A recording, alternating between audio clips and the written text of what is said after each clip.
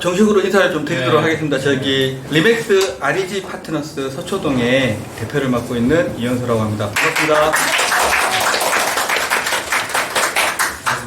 네, 제가 이 귀한 자리 올 수 있게 돼서 너무 기쁘고요. 제가 어떤 얘기를 해드릴까 고민을 조금 했어요. 주제를 뭐로 정했냐면요. 주제는 부동산을 왜 해야 되느냐 하고, 그리고 부동산을 하는데 왜 리맥스냐, 이 두 가지 주제로 짧고 굵게 좀 말씀을 좀 드리도록 하겠습니다. 사수를 잘 만나야 된다. 근데 사수를 잘 만나기 위해서 제가 뭘 했냐면 사수를 제가 골랐어요. 제가 이 중에서 누가 일을 잘하나, 3개월 동안 이제 신입이니까 할 줄 아는 게 없잖아요. 그래서 50명 중에 사수가 될 만한 사람이 한 3, 4명이 있더라고요. 근데 그 중에 제가 골랐어요. 근데 그 사수 옆에 딱 붙어있는 부사수가 있더라고요. 저 선배의 부사수가 되고 싶은데, 그래서 제가 그 선배의 부사수가 되기 위해서 제가 한 6개월 동안 열심히 했던 것 같아요. 그러니까 일을 열심히 하는 거죠. 사수의 눈에 들기 위해서. 근데 그거를 티를 내지 않았어요. 그 사수의 눈에 들기 위해서 제가 일을 빨리 습득을 하는 거죠. 그래가지고 자타공인 신입사원 중에서 인정을 빨리 받은 거예요. 근데 그게 목표가 있었기 때문에 그래요. 왜냐면 난 저 사수의 마음에 빨리 들어서 저 사수의 부사수가 돼서 빨리 성공을 해야 되겠다고 목표를 세운 거예요. 입사를 하자마자. 그러니까 3, 4개월 만에 업무가 그냥 배워지더라고요. 이게 스스로 되는 거예요. 그러니까 그런 것들을 부동산에도 나중에 좀 접목시켜서 말씀을 드릴 텐데, 좋은 경험을 했고, 그 사수를 통해서 제가 이제 부사수가 이제 한 2년 정도 됐던 부사수인데 이제 뭔가 안 맞는 거예요. 그래가지고 그 틈에 제가 이제 대시를 했죠. 그랬더니 그 사수도 저를 눈여겨보고 있었던 거예요. 그래가지고 그 기존의 부사수를 자르고 제가 부사수가 되면서 그 선배가 다 닦아놓은 거였어요. 아까 말씀드렸던 양양고속도로 현장, 현대산업개발, 그리고 동일토건, 그러니까 대한민국에 난다긴다라는 건설회사는 그 사수가 사실 다 뚫어놓은 거였어요. 그러니까 제가 제 경험담처럼 말을 하고 다니지만 사실은 선배 사수가 다 뚫어놓은 거래처였어요. 저는 그 선배만 선택을 했을 뿐이에요. 근데 그 선배가 하는 일이 되게 많잖아요. 한 달에 그 당시에 굴렸던, 움직였던, 유통했던 금액이 한 2, 300억을 그 사람 혼자 굴렸으니까. 그러니까 그 2, 300억을 굴리기 위해서는 부사수가 꼭 필요하거든요. 근데 제가 부사수가 되자마자 그 사수가 원하는 일들을 다 할 줄 아는 거예요. 그러니까 그 사수는 얼마나 편하겠어요. 그래서 6개월을 같이 따라다녔는데 노하우를 다 주는 거예요. 전 달라 말도 안 했어요. 근데 이게 여러분도 다 사회생활 해보시고 연배가 있으시니까, 다 선배님들이시니까 아시겠지만 잘 안 주잖아요, 자기 노하우를. 근데 저는 그걸 받기 위해서 일부러 아무도 하지 않았어요. 그러니까 일로 승부한 거예요. 그랬더니 6개월 지나고 이제 모든 그 장부를 저한테 맡기기 시작하는 거예요. 그래가지고 이제 원래는 두 사람이 한 현장을 가야 되는데 못 믿으니까 다른 현장을 못 보내는 거거든요. 그런데 두 사람이 따로따로 가면 효율이 2배가 되잖아요. 왜냐하면 결제일이 똑같은데 왔다 가기가 힘들잖아요. 그래서 제가 단독으로 움직이기 시작하는 거예요. 그러면서 제가 그 선배의 거래처들을 다 흡수를 하기 시작해요. 그런데 저는 그 선배를 다른 의도가 있는 게 아니라 나는 노하우를 배우고 싶었을 뿐인데, 한 2년 정도 같이 일을 하다 보니까 그 선배가 항상 큰 금액을 움직이다 보면 사고를 칩니다. 안타깝게도. 왜냐면 욕심이 생기거든요. 회사에서는 어떻게 하겠습니까? 그 선배가 그 거래처를 다 가져갈 수, 그러면 제가 자연스럽게 그거를 인수인계 받게 된 거죠. 그래서 명동에 탑이 되는데 3년도 안 걸렸어요. 예. 근데 그게 저는 이실직고 자수를 하지만 제 능력은 아니었고, 제가 한 건 딱 한 개밖에 없어요. 일 잘하는 사수를 선택을 했고, 그 사수의 마음에 들기 위해서 내가 빨리 성장을 시켰던 거.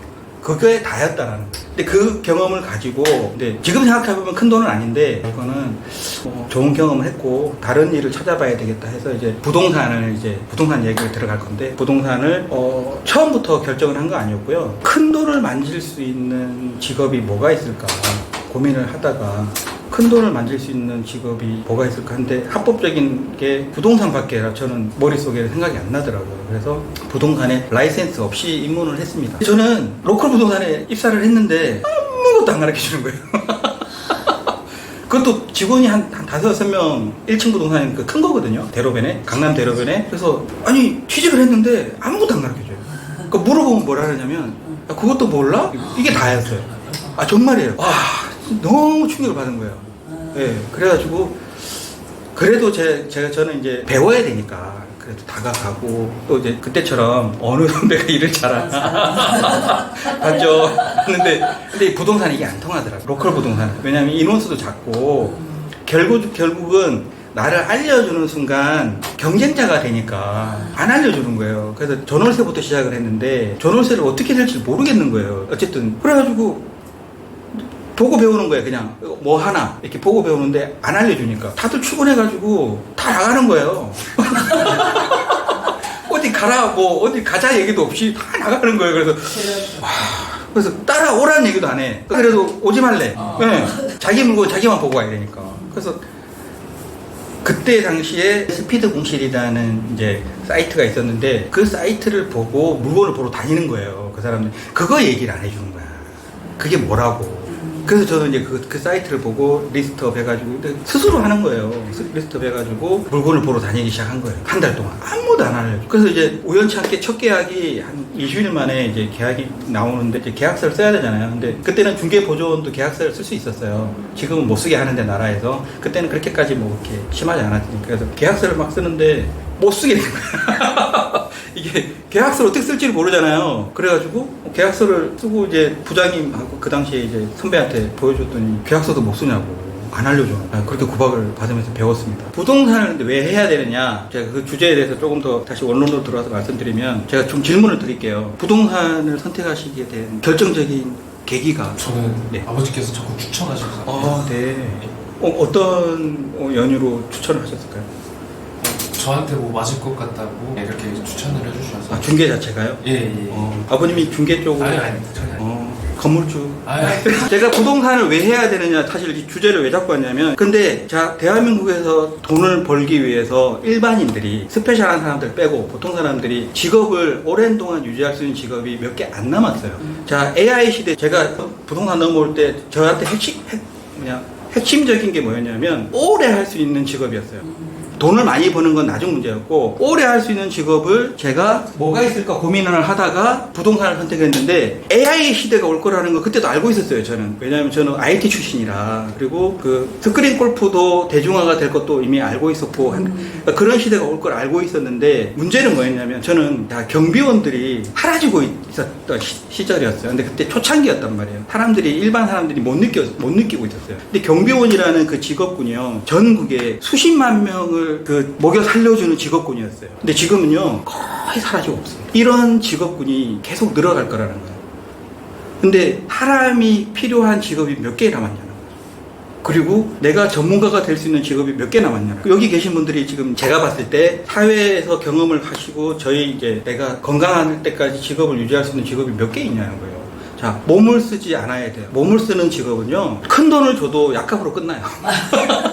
왜냐하면 이제 체력으로는 안 되잖아요. 그러면 자, 머리를 쓰는 직업을 선택하셔야 되는데, 여러분들이 변호사를 하겠습니까? 뭘 하시겠습니까? 무시하는 게 아니에요. 현실적으로 그거를 하기 위해서 투자되는 시간과 노력이 어마어마하다는 거죠. 하지만 부동산은 생각보다 문턱은 낮잖아요. 그러니까 누구나 도전을 할 수 있어. 그러니까 AI가 대처하기에도 여유 시간이 남아 있어요. 변호사도 이제 AI 변호사가 나온다고 합니다. 근데 AI 중개사는 언제 나올지. 그런 시대가 오지 않을까 저는 그렇게 생각하고 있었어요. 하지만 매수자와 매도자의 그 변심하는 마음은 AI로 케어가 안 돼요. 그러니까 그거를 케어해 줄 수 있는 건 사람이란 말이에요. 근데 여기 계신 분들이 빅데이터를 활용을 해서 매도자, 매수자, 임차인, 임대인을 케어해 줘야 된다는 거예요. 그래서 빅데이터, AI라는 거는 내가 활용을 해서 부동산 전문가가 되셔야 된다는 거예요. 그래서 다시 원론으로 돌아가면, 부동산 직업을 외에 우리가 고소득을 올릴 수 있는 직업 선택의 여지가 있냐라. 만약에 부동산을 안 하신다면 지금 어떤 직업을 선택하시겠습니까? 네. 직업이랄 건 그런데, 네. 부동산에 입문한 것도 좀 목적이 명당이 같은데, 네. 좋은 투자자가 되고 싶습니다. 아, 투자자요? 예, 좋죠. 돈이 들려요. 네네. 근데 자, 리맥스. 자, 두 번째 주제는 그겁니다.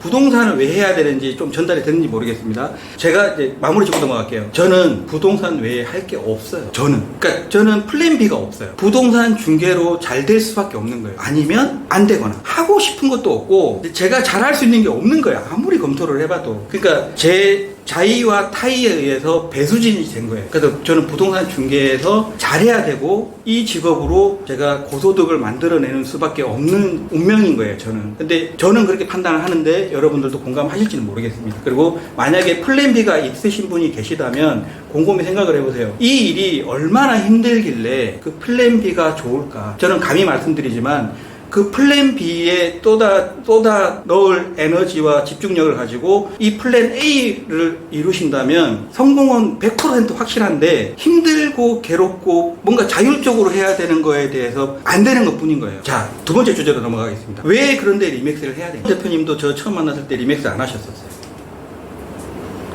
대표님, 왜 리맥스를 하십니까?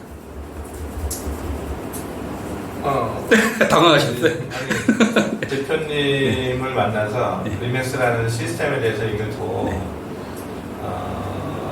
이 리맥스에 대해서 관심을 가지고 스터디를 하다 보니까 이 리맥스가 가지고 있는 어떤 브랜드 파워하고 시스템이 그냥 자기 브랜드를 하는 거하고는 너무 큰 차이가 날 것 같은 생각이 들어서 그때 이제 시작을 하게 됩니다. 네, 저는 리맥스를 어제가 리맥스 11년, 예, 11주년이었습니다. 근데 저는 리맥스를 11년 전에 만났어요. 중개법인을 해야 되겠다고 목표를 세워놨었어요. 근데 어떻게 될지 모르겠는 거예요. 그 와중에 중앙일보에 대짜 광고가 뜬 거예요. 리맥스가 한국에 진출하다. 근데 진짜 거짓말 안 하고 그거밖에 안 보였어요. 그 목표를 이루기 위해서 누군가의 도움을 받아야 되잖아요. 근데 대한민국 강남의 중개법인 하시는 대표님들 중에 누군가가 나를 도와줄 사람이 없었어요. 그 당시에 네트워크도 그랬고 지금도 마찬가지예요. 누군가가 부동산을 차리게끔 도와주는 시스템이 대한민국은 많지가 않아요.